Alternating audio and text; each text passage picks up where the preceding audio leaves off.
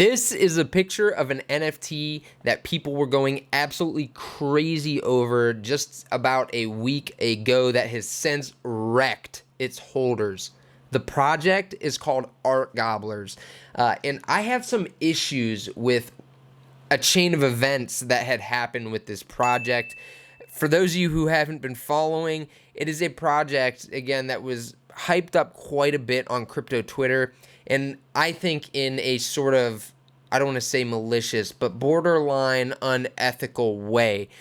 The price of Art Gobblers went from, at the peak of its hype, to a nearly 30 ETH floor down to, we're currently sitting around somewhere around 5 ETH.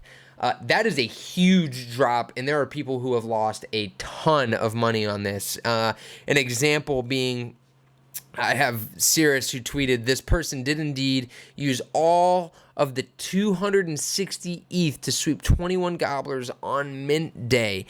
Where did this 260 ETH come from? They took out a loan against a bunch of doodles that they own, which for those of you who don't know, doodles are a blue chip proven NFT project. This individual took out a loan against those doodles at nearly 15% APR, used that money to buy Art Gobblers, which has since dumped, as we know, from mint day. So, God, just a terrible place to be in. I feel bad for whoever this individual is. Now, guys, risk management, okay? You definitely do your research. This is a very big ape play. I don't know what this person's portfolio is. Maybe this is chump change to them, but that's a lot of money. And again, you're taking out a loan on a blue chip to buy a brand new project. It's kind of a sketchy thing to do. Again, not trying to pour salt in the wound here, but again, an example of somebody who lost a lot of money on this project. And the problem that I have with it is the way they handled the whitelist, and you see this a lot in the NFT space. I'm going to go to a tweet that was put out that I think sums up the perspective pretty well here. Last tweet, I hope, on Art Gobblers. This is Pons Asinorum. He said, this image is flying all over NFT Twitter. I am not accusing anyone of impropriety, but many people, including me, think the NFT game is rigged. People won't continue to play the game they think is rigged. Expect more folks to quit. And then there's this screenshot of the mint, or this is the whitelist mint, I believe, the pre-mint of Art Gobblers.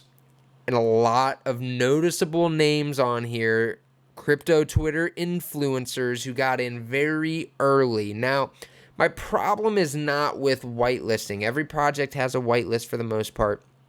My problem is when these projects specifically hand their whitelist spots to a bunch of influencers, give them a very cheap entry, and it's very strategic. If the whitelist was a roll of the dice and everyone had equal opportunity to get in, to me that's a little more fair. But when you hand it all to a bunch of influencers who we know what's going on here, right? You give them the whitelist spot, you have them talk about it, and then almost instantly most of these influencers dumped on their followers the instant 10x that they got, okay?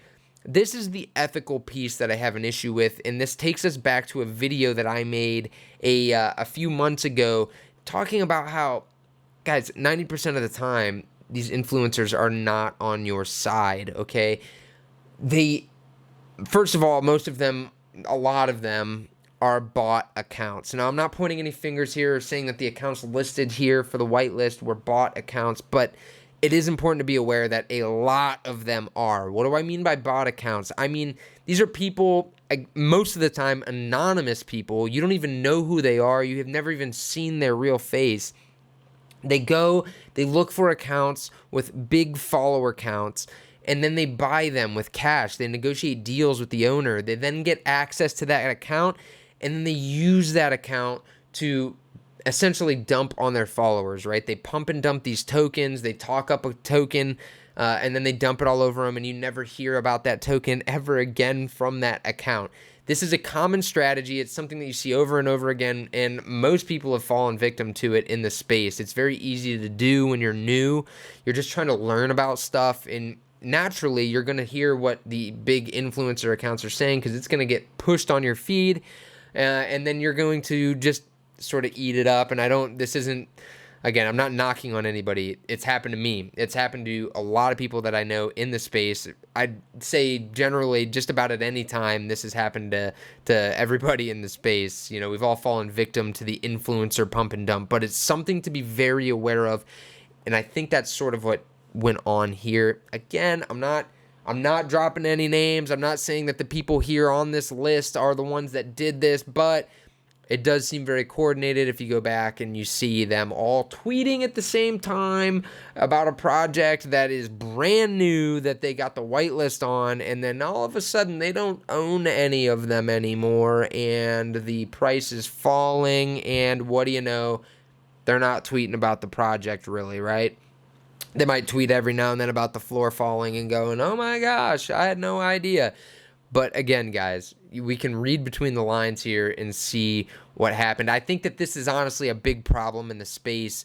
It absolutely kills retail investors, and it puts a sour taste in their mouth, and I just don't like it. I feel it feels dirty. Now, Altcoin Psycho, who's a big influencer in the space, put out a tweet commenting on the last tweet that we were just talking about, saying, I say this as someone who did not mint and was not whitelisted.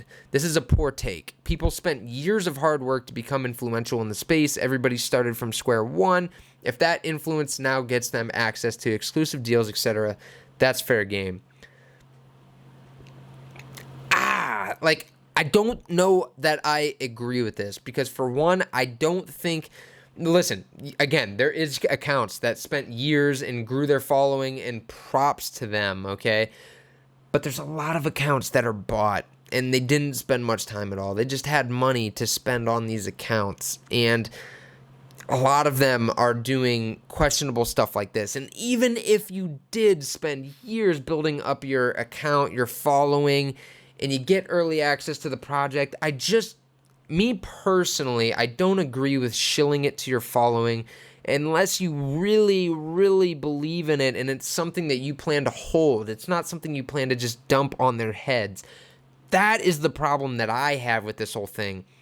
Again, I know it's a market, and market is sort of, the whole thing of market is it's a shark's game, and it's dog eat dog, and I understand, but there is definitely ethical lines, and I think that this is something that is crossing the ethical line, and you do see that a lot in the NFT space. I mean, you see it in crypto in general. You see it a lot with these crap token projects that come out that influencers shill at the top of the cycle because they got a bunch of cheap tokens early on, and now they're trying to get rid of them, and they're trying to sell them on to their borrowers, and they come out with these 100x profits.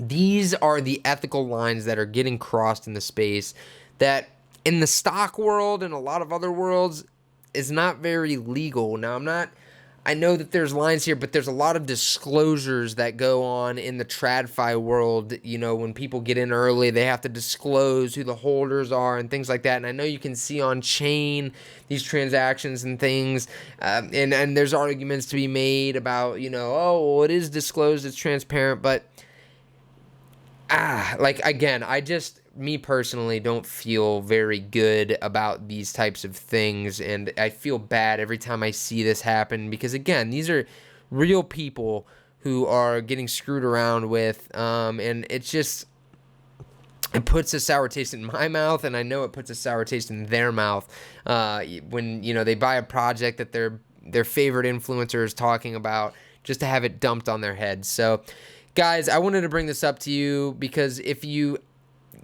recognize this, you see it going on, it's definitely something to recognize and to avoid if you can. Don't get caught up in the FOMO of what your influencer is shilling. Now, sometimes they might be giving you some good information, but always vet it. Always take a look. These NFT projects that are new, that don't have established communities, and are starting at very high valuations like Art Gobblers was, What happens is they get a lot of volume in the beginning, and then once everyone starts selling out who got in early on the whitelist, the volume dries up, and it just turns into a bunch of people undercutting each other and accepting the bot offers, which is usually like half the floor value and things like that, and it just never ends well.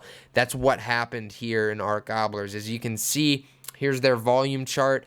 First day, they do almost around 6,000 ETH in volume, which is massive.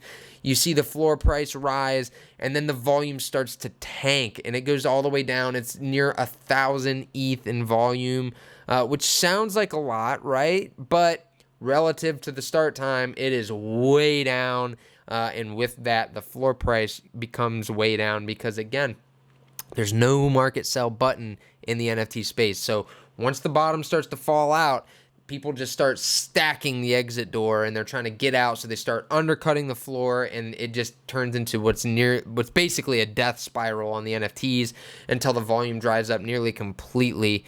And I'm not saying that's exactly what's going to happen here. It might keep some volume, who knows, but without a doubt, it has dried up a ton, and that is scary in the NFT space. So be careful when playing games like this. So, guys, if this is your first time to the channel, please like and subscribe. I will continue to keep you guys informed in this crazy crypto space. With that being said, I'll see you guys next time.